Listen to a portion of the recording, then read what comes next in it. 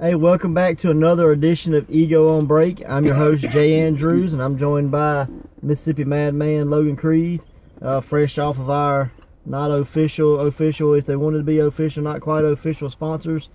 Watching any wrestling lately? Actually, no. I got the pay-per-view at the house to watch. I just ain't watched it yet. I got you. Well, we both saw some of the Ego event this weekend. It was the Fundraiser for Star Youth. And we'll just do a quick rundown of the results, and then maybe talk about the main event a little bit. Okay. All right. First match, Zombie Dragon defeated Connor Crunk. Connor is a student at the Reality of Wrestling school, Booker T's school in Texas, and he made the trip over. So we had that. Then we had the Cavemen retain their tag titles against Days of Rage. I got a question. All right. What the hell does caveman stand for? We don't quite know yet, but we know it stands for something because it's C period, A period, V period, E period. That's why I asked the question. I so- read that the other day. I'm like, Yep. So I know it stands for something, but they have yet to tell us. So got that. Let's see what was next.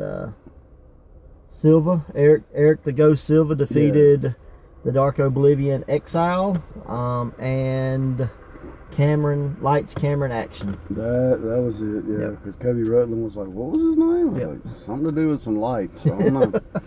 So we had that match. Then we had Chuck McMullen in a somewhat surprise upset, I would say. What most would consider. He defeated Rex Andrews. Comeback we had O'Shea Edwards defeated Joseph Agu with That was a hard an hitting old match. school into a German suplex, so to speak. Joseph Agu was walking the top rope, Yeah. pulled him in, caught him with the German. O'Shea caught him with a bridging German. Yeah. So that was super cool. I was actually surprised that O'Shea could bridge with his German. It was. So It I was popped for powerful. that. Right. Then we had Boot Boy Bubbler and Boot Boy Shaky defeat Barry Wolf and maybe the newest member of the Experience, if I understood correctly, and the Professional. So the Experience group is growing. Veterans seem to be coming from a couple different places. We had Chris Crunk added to the group back at the Hideaway a couple months back, and now we see the Professional added. So as of right now, we've got 5 members of the Experience. Still don't know where the Days of Rage stand with the falling out of the E4L joining the Experience, but we have to wait and see how that plays out. I think maybe they just get help when they need help. And that may be what it is. Kind of like, what was it? Savio Vega was kind of he was a helping hand to D-Generation X back in the day. He wasn't a member, but if they needed that extra guy, he was the guy. Yeah. I do So it may be remember that. similar to that. And then our main event, the Federated Champion Ray Fury defeated John Saxon with Froggy Elbow. So it seems like, if he hits you with that Froggy Elbow, it ain't coming back from it. No. I mean, he's kind of defeated everybody. He was using the RKO for a while. He still uses it. And once in a while. every so often, and it seems like the Froggy Elbow is the move to get it done. Yeah. So what'd you think about the main event? It was good. It was really good. Back and forth a lot. Anything He actually stand had out? to go for the Froggy Elbow twice, and Saxon moved out of the way the first time. Oh yeah. So yeah, it was pretty cool. No, that's cool. He actually rolled through too. Okay. And it was a long match. It was like 20-something minutes long, if I remember right. Yeah. I know it had a lot of like back and forth wrestling there for a little while. Mm-hmm. Saxon had to take it to the floor, I guess, to kind of get that upper hand, and but it just didn't play out for him. Put it this way, Saxton, I think he said at the seminar he's 50 years old. Yeah. I couldn't tell him at the No. wrestling match that's a 50-year-old Absolutely man. not. I would have guessed, No, I said mid-30s, early 40s. Yeah. So it's But, pretty cool that And he didn't look like he was huffing or puffing at No. all at the end of the match. Now he brung it, So Exactly. I think for Ray Fury's first title defense, it was the right guy. It was a hellacious match, man. Yeah, absolutely. I So know Federated shared it. Yeah. So I know they were happy with Right. it. At least I assume they're happy with it. So All right, I know you said you hadn't watched very much wrestling. I started watching a match this morning, and for some reason I got interrupted or something. I hadn't got to finish it. But I was watching Ophidian take on Hallowicked in Chikara, and it was a casket match. Mm-hmm. So that was pretty interesting. The way it was set up is Ophidian came out and challenged Frightmare, but Frightmare didn't come out. Hallowicked came out. Maybe it was frightened. Could have been, but I know the finish. I guess we'll talk about the finish, even because it's a month old. So if you wanted to watch it, you've seen it by now. So we're not spoiling anything. But Ophidian, the casket match or the esophagus match, I think that's how they call it, is kind of his specialty. He beat Amasis with it. Yeah, I saw that which was his tag partner. Mm-hmm. And that was like but he last lost. show where they shut down for like a year. Yeah, but he lost. Yeah. And I don't think very many people was expecting him to lose. So I think he was beat, put in the coffin, buried. The Whisperer, which is I've never seen him, so I don't know. Supposedly the Whisperer found or carried him off to bury him, and before he buried him, he pulled the skin of the snake off and put it on, and now he can talk and has the powers of Ophidian. And rumor has it Ophidian has been reborn into another type of snake with a different name. So for now on, Ophidian, or at least for the time being, Ophidian in Chikara is not Ophidian. Just like Chuck Taylor is not Chuck Taylor. It's a weird world. Yes, it is. It reminds me of an anime I watch. God, I can't think of the name because it's Japanese. But this kid wants to be a superhero. Mm-hmm. He does, but in this world, like 80% of people are born with superpowers. Right. This kid doesn't have them. So he wants to get them, and there's one guy that can pass the power to you, but you have to eat his hair. So it's kind of the same, you know Spaghetti. what I'm saying? Yeah. Slurp that up, huh? Talk about a hair in your food. But yeah.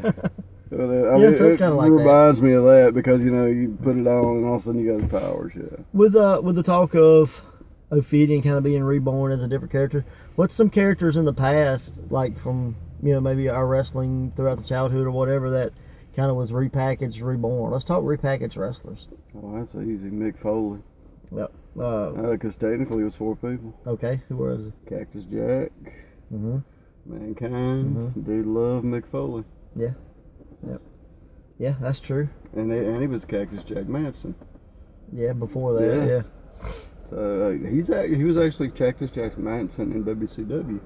And they just shortened it? They shortened it eventually, kind of like WWE started doing with Cesaro and all these other guys. Well, let's just call you one name because people are too stupid to remember 2. Yeah. Dolph Ziggler's a guy that's been repackaged. He started out as a caddy and then became a cheerleader and then became Dolph Ziggler. What was he in OVW, you know?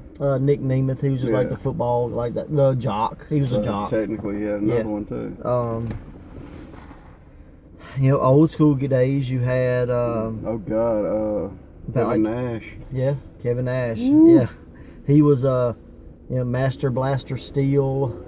And then he was Oz and Vinny Vegas and Snake Eyes. Diesel and then Kevin Nash. Big Sexy. Yep. Scott Hall, another guy that's he started out as Diamond Stud. Well, before that he was essentially like the Marlboro Man almost. Like that's kind of what it reminded me of. Because when you saw him before, he had that big old mustache and stuff. Yeah. Oh, he looked like Black in Jack AWA Mulligan's son or something. And then he was Diamond Stud. And then he was he something else after Diamond Stud? I think he was Razor. Like before that, like in between, was he not? He may not. He may have been. I'm not gonna say he hadn't, but I know Razor was definitely. And then Razor, and then he Scott was Hall. A cowboy to a fucking Italian guy. No, Razor was Puerto Rican. Puerto Rican, I'm sorry. Cuban. He was Cuban. Yeah, he was Scarface.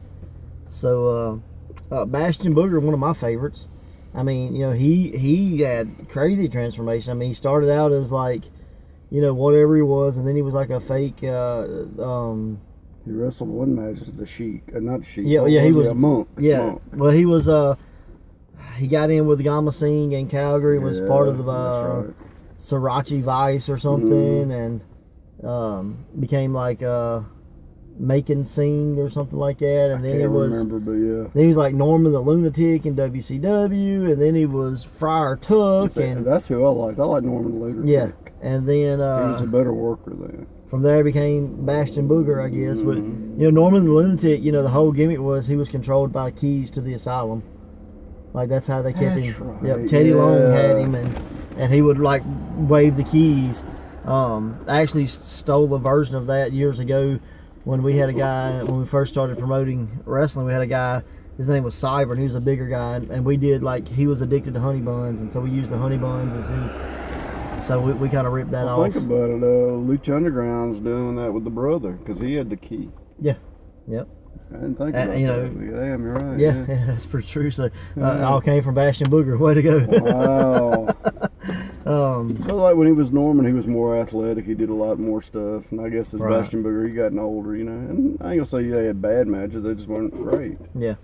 And, you know, the whole Friar Tuck thing was just because, hey, you can't run, you can't jump, you can't do anything in a robe. You know, so I mean. It was some interview. Oh. They were talking about it, and they were like, this is the worst thing I ever had to wrestle in. Yeah. Well, you know, Ultimate Warrior, he was another guy that transformed. You know, he was Dingo. Blade Runner Rock, Mm-hmm. and then he became Dingo Warrior to the Ultimate Warrior. You know, he actually did win the lawsuit with the Ultimate Warrior thing, but he didn't win the Ultimate part. But he already owned the Warrior because he was Dingo Warrior. Yeah. So they were kind of like, It was one of them that could go either way. Yeah, but he had already been Warrior, so how are you gonna stop him? Right. You can't stop the Warrior. Yeah, you can't. Who else are some guys? What about some guys that might have got remade and it didn't work? I mean, well, let me ask you this: do you remember you remember 3 Count? Okay, Yep. When they broke it up, they started just being kind of like 2 Count. Well, but they were like good wrestlers. Yeah, they were just a tag team. He was Sugar Shane Helms then. Yeah, and Shannon Moore. Okay, now if you had to pick, would you rather have Sugar Shane Helms that was wrestling his butt off, or would you rather have the Hurricane? Me personally? Yeah, I know what you're gonna say. Stand back. And just because of the marketing behind it, but at the same time, if I'm going after that kind of female audience, definitely Sugar Shane. Yeah, well, that was my thing. Was to me, it depends. I guess it depends on what I needed at the time. Do I need, you know, the sex symbol, or do I need the kid friendly kind of thing? So it was like at the end of WCW, like he was damn near becoming like their version of Shawn Michaels. Oh yeah. Had it stuck around and they would have continued the push, I mean, he would have been the guy. I really think so. I mean, honestly, that I don't think there's a doubt behind it. I mean, they had AJ. They had a lot of people at the end. People are just like, "Oh, WCW was trash." Well, it's kind of like TNA go now. Look at it. And no thing about it, you know. Some of the young up and has right now, to be honest. They've got a ton of young guys, but not a lot. You know what I mean? I mean, they got these young guys out there tearing it up. You know, they got Desmond Xavier, they've got Trevor Lee, they've got Andrew Everett. They got Drago. Yeah, they got Drago. They've got, you know, Morrison now. They've got Taya Valkyrie. They've got Falabala, who's this. He's like the miniature version of Yokozuna. Really? I mean, man, they've got the OI4K guys. I can't remember. They're doing some more initials. Ohio versus everything or everyone or something. OVE. Dave and Jake Christ. I mean, they've got a ton of young guys that if you know, but that's kind of like WCW. They had a ton of young guys that were tearing it up. But at the end, it just wasn't enough. It was so much crap and drama that it couldn't be saved. Yeah. And not saying TNA can't. TNA's kind of that little engine that could. Like, if it's a wheel, there's a way. Well, I heard it's not going to be G. It's not GFW. Now it's just Impact Wrestling. Like, no initials, nothing. It's just Impact. So they're struggling with identity crisis. And if people would, in all honesty, if people would turn off the internet and just watch it, they'd like the shows. But because they're so caught up in the crap that goes on that we really shouldn't have any business knowing, you know what I mean? Like, I know more about that than I do the show because I don't have the channel. Right. You know what I mean? And I don't want to know that, but it's what I know. Yeah. But it's like these guys are working hard. You know what I mean? Like, they are really working hard. The wrestlers aren't working hard, but it's the company working hard. You know what I mean? Well, you know, it's one of those things it costs a lot to be a company. You know, it costs a lot to produce television. I agree with that. You know, like I've heard, you know, numerous things like, Like Cornette just pulled out of Bound for Glory. Yeah. He's like, they moved it to Canada. He's like, Yeah. huh? Yeah. You know. Well, like Tony Schiavone's on the podcast, like, you know, it costs close to $1 million for WCW to produce one television taping. Well, So I mean, you know, no matter how well it is, if you don't have that $1 million to buy 1 hour TV, you know, or to produce it or whatever, I mean, the TNA I actually liked was when it was like $10 a week. Yeah. I swear, it's closer to that now than it has ever been. Really? Like, that's what it reminds me of. I don't have the channel, so I can't watch it. But it's I'll good, catch the little highlights and stuff on YouTube. Yeah. So. But I mean, I think a lot of that. But like, well, that's the TNA's the perfect example of like a company that's been trying to rebrand itself. You know, like, yeah, but good God, look how long. I think what would be best is if like they just not close, but just say, okay, we've got all this old footage. Let's put together 6 months of, highlights and stuff like that, and then come back as freaking Anthem. Like, that's your parent company. Just come back as Anthem. They said Matt Hardy made a lot of money off that "Fuck That Owl" shirt. Yeah. Sorry, but that's what the shirt said. And they said he made like a buttload of money. I dug the owl. Like, I thought it was kind of different. Definitely different. Never seen an owl in wrestling besides Gary the Barn Owl. Yeah. That's the only one I know. Maybe a trend about to start, huh? Screw that barn owl. What other birds do you know in wrestling? You got the two that Stone Cold used every time he went to the ring.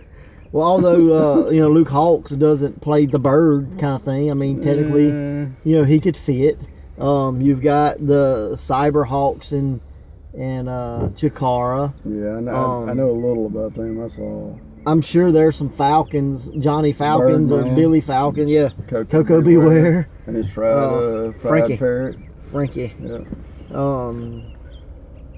So I mean, I'm sure there's a bunch of Eagles and that kind of thing out there. So the Blackbird Posse from Memphis days or whatever. So yeah, we just have a whole bird federation. Yeah. Anthem Sports. If you're not a Bunch bird, of black guys called the Blackbird. Yeah. Well, gee, I wonder if that was racist at all. Not if they named themselves. That was possible. I mean, I call you the Madman. That don't mean I'm making fun of. Hell, I named myself. Shit. That's my point. Bad like remakes of guys like you had What about the fake Razor Ramon and the fake Diesel? There you go. That was horrible. That was horrible. Fake rockers, fake. Well, let me ask you this: Blackjacks, fake. You know where Glenn Jacob went? He went all the way to Kane. Yeah. What happened to the guy that was fake Diesel? I mean, suicide, fake Razor. If I'm not mistaken. I think he committed suicide. Really? Yeah. So that didn't end well. Not because of that, but I think I'm just saying. Period. It didn't end well. Right. I'm pretty sure that he was a friend of Jericho's, and every so often Jericho and him talk about him on their podcast. Okay. Like he kind of broke in with them in like Canada. I was just curious. I mean, I thought it was kind of cool that the guy got the gimmick, but in the end, it was just such a bad thing to do. I think he might have wrestled in Japan like as a Titan, like Rick Titan or something. Okay. He's one of the guys I was always curious, like what the hell happened to him? Yeah, but like Barry Dorso, he started out as Krushovich with Krevich, something like that. Yeah. With Uncle Ivan, and then he became Demolition. Wasn't he a golfer? Yeah, and that's when after Demolition it kind of went downhill. Yeah. I mean, he became the Repo Man. He became Hole in One. I love Repo Man. He came. Hole in One Barry Dorso, where he was a golfer. He was Blacktop Bully. I actually like Blacktop Bully with him and Dustin in that crazy ass match that everybody got fired for. Yeah, but if you follow the Locker Room Championship 24/7, the Locker Room 24/7 Championship that's going around the internet these days, I defeated O'Shea Edwards. Didn't you grab the belt and run like hell? But I did it in my best Repo impersonation. I kind of did the little jump up and down like he would do and then scurry off. Let's be real, when you got out the camera, you were winded, wasn't you? Yes. I had to go upstairs too. So, But the sad part is I went upstairs around the corner and run into O'Shea and lost one again. punch later I got beat. So my victory wasn't very long. but Wow. But like that's just my ode to Repo Man. Like man, I'm such a character driven fan that like I've heard he hates it and like please don't speak of Repo in front of me, but I loved it. My thing was I thought he kind of did like Dusty Rhodes with his polka dots. Made the most of it. He took a joke and he actually made it work. Yeah. And I ain't gonna say maybe he didn't like doing it, and I know I did a lot of crap I didn't like doing, but you do the best you can with it. And I mean, if you really want to piss the promoter off, get it over. And the thing is, I mean, you took something you hated, and you're still remembered for it. So you must have done something right with it.